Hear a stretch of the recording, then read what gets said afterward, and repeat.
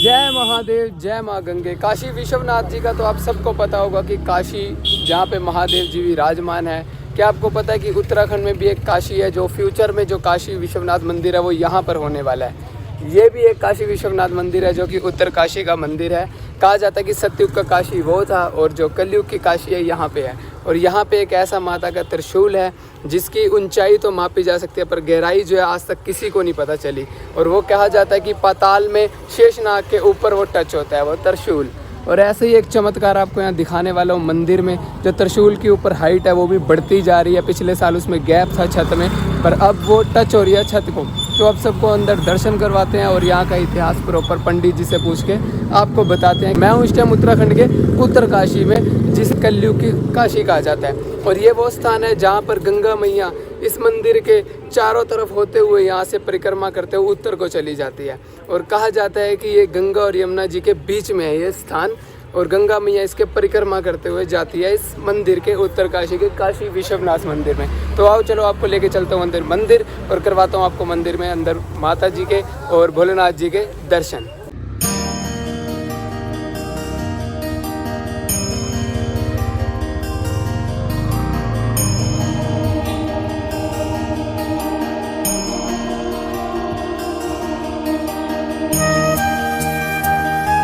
मैं हूं अब इस टाइम मंदिर में एंटर कर रहा हूं। तो सबसे पहले आपको करवाते हैं भोलेनाथ जी के दर्शन अंदर मंदिर के, और उसके बाद ये माता जी का मंदिर है जहां पर बना हुआ वो त्रिशूल, जिसकी गहराई आज तक पता नहीं लग पाई है कि कितनी है। तो चलो चलते हैं पहले भोलेनाथ के मंदिर की तरफ, फिर चलेंगे माता के मंदिर की तरफ।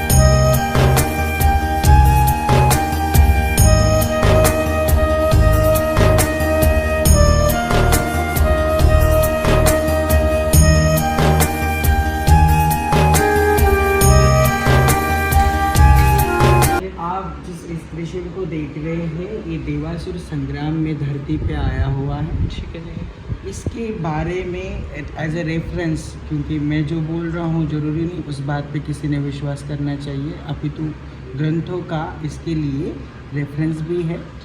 हमारा पुराण है 18 प्रकार के पुराण, उसमें से एक पुराण है स्कंद पुराण। और स्कंद पुराण में भी एक केदारखंड नाम का खंड है, प्रकरण है। उसमें उत्तर काशी के बारे, समग्र उत्तर काशी के बारे में बताया गया हुआ है। तो क्या है उत्तर काशी?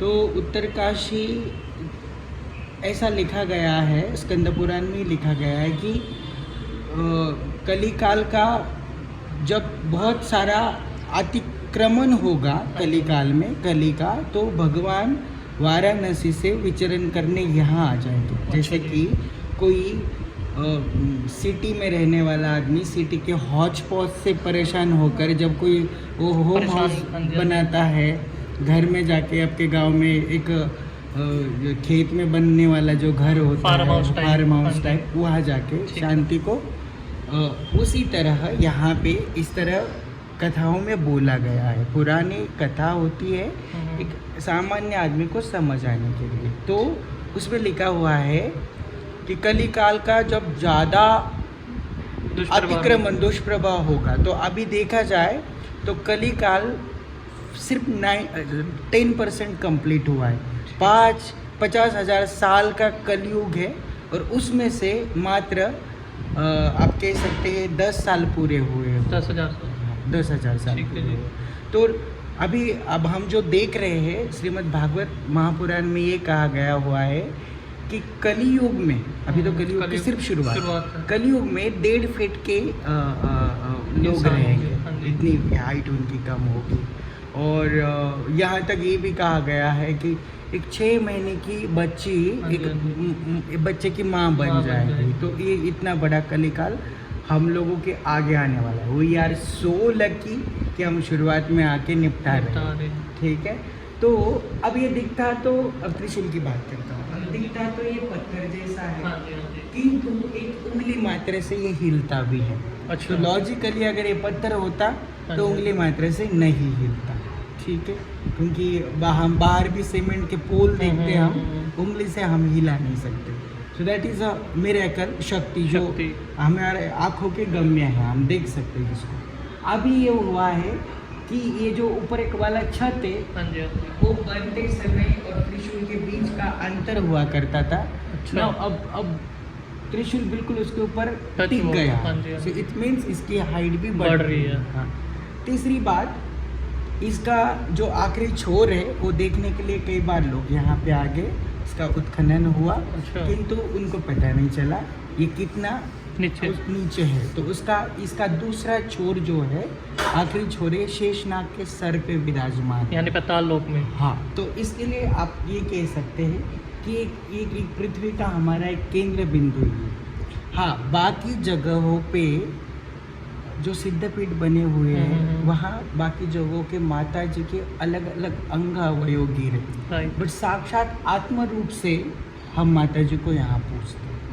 अच्छा। कोई एक शरीर है, हाँ उसके जी। अलग अलग भाग हो जाएंगे तो आत्मा एक बिल्कुल। मेन उसका सबस्ट्रेटम है, तो उस रूप में हम इस शक्ति मैया को पूजते हैं। यानी जो माँ सती का जब हुआ था 51 शक्तिपीठ जी, में, जी। तो उसके जो स्वरूप आत्मा रह गई थी वो उसी स्वरूप को यहाँ पूजा जाता है। पूजा जाता है। ठीक है। तो यहाँ पे आगे 1 किलोमीटर दूर महिषासुर मर्दिनी अच्छा। मंदिर भी है, और इसी वजह से ये भी कहा जाता है कि इसी त्रिशूल से महिषासुर का मृत्यु हुआ है। अच्छा। पीछे मेरे जो वारुणावत पर्वत है, यहाँ से आगे 1 किलोमीटर 1.5 किलोमीटर आसी गंगा नाम की नदी है। सो वारुणावत पर्वत और आसी गंगा, सो इस तरह वाराणसी है फ्यूचर की, भविष्य की वाराणसी। ऊपर वाले मंदिर के बारे में जानते हैं आप, बता तो दिया पुजारी जी ने बताया हमें। ठीक है। बोलिए शक्ति मैया मैया की की जय। जय। धन्यवाद पंडित जी। तो ये था उत्तरकाशी में काशी विश्वनाथ मंदिर का व्लॉग, जो इसकी स्टोरी, जिसका इतिहास पंडित जी ने प्रॉपर डिटेल में बता दिया। होप करता हूँ आपको पसंद आया होगा। और जो भी उत्तरकाशी आ रहा है या चार धाम की यात्रा से यहाँ से होके निकलता है उत्तरकाशी से, यहाँ ज़रूर माथा टेक कर जाएं।